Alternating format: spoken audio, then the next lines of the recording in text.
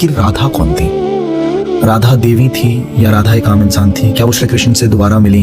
गोकुल के बाद दोबारा उनकी भेंट हुई कभी कि नहीं हुई? हमारे वृंदावन में आके देखो, महात्मा 80-80, 90-90 वर्ष के हो गए और अभी भी किशोरी जी का स्मरण करते हैं, नेत्र सजल हो जाते हैं। वो आज तक भी नहीं समझ पाए, तो मैं 40 सेकंड में कैसे बता सकता हूँ श्री राधा रानी कौन है। बस इतना थोड़ा एक कथानक सुना देता हूँ कि भगवान ने जब मोहिनी रूप धारण किया, सब मोहित हो गए, महादेव भी मोहित हो गए उनके रूप पर।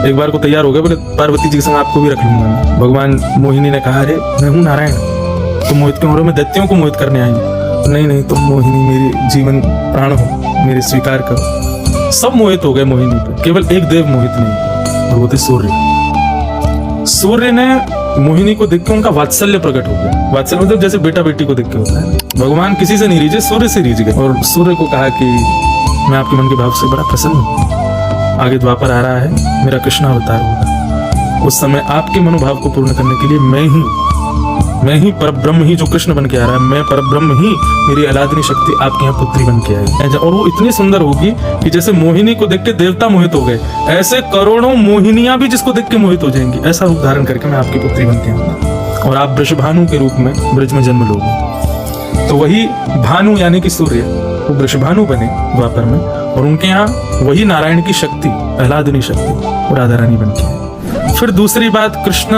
राधा प्रेम, इसके विषय में चर्चा होती है, तो ये भी विषय बोलने का नहीं, पर फिर भी मैं कोशिश करता हूँ। दोनों एक ही हैं। अपने आप से किसको प्रेम नहीं होता, सबको प्रेम होता है। तो आप विश्वास मानिए, आपका ही एक फॉर्म और घूम रहा हो बाहर, और वो आपकी तरह ही चल फिर और सब कार्य कर रहा हो, आपसे भी ज्यादा सुंदर हो, तो आप भी उससे आकर्षित हो जाओगे। 24 घंटे आप निकाल सकते हो उसको देखने के लिए। ठीक वैसे ही श्याम सुंदर की आह्लादनी शक्ति किशोरी जी भ्रमण कर रही हैं।